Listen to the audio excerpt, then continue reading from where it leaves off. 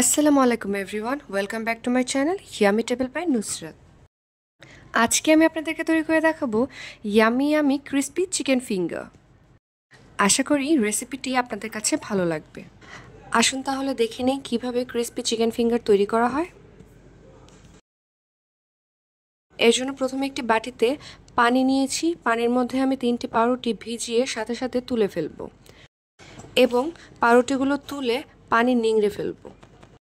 দেখুন কিভাবে চেপে চেপে আমি পানিগুলো বের করে নিয়েছি। এখন একটি বাটিতে রেখে হালকা হাতে ম্যাশ করে নিব।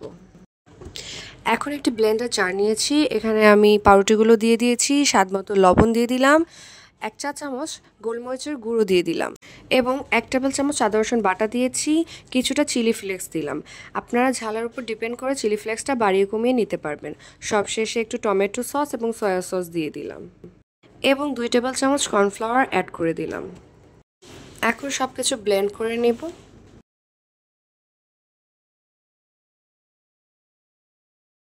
ব্লেন্ড করা হয়ে গেলে পাউরুটিগুলো চিকেন কিমার সাথে মিক্স করে নিব।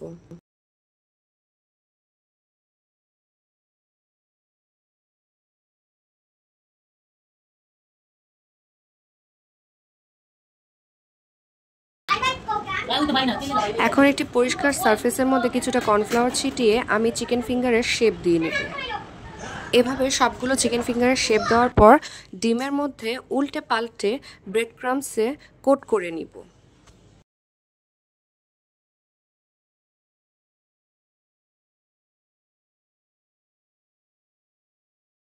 এভাবে আমি সবগুলো চিকেন ফিঙ্গার তৈরি করে নিলাম।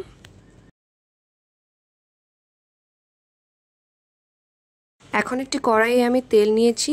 তেলটা গরম হলে আমি সবগুলো চিকেন ফিঙ্গার ফ্রাই করে নিব।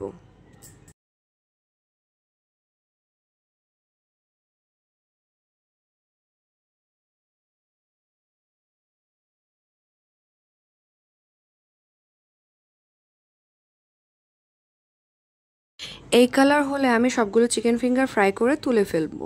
এখন আমি সার্ভ করে নিচ্ছি। আশা করি রেসিপিটি ভালো লেগেছে। ভালো লেগে থাকলে আমার চ্যানেলটিকে সাবস্ক্রাইব করবেন। Thanks for watching. আল্লাহ হাফেজ।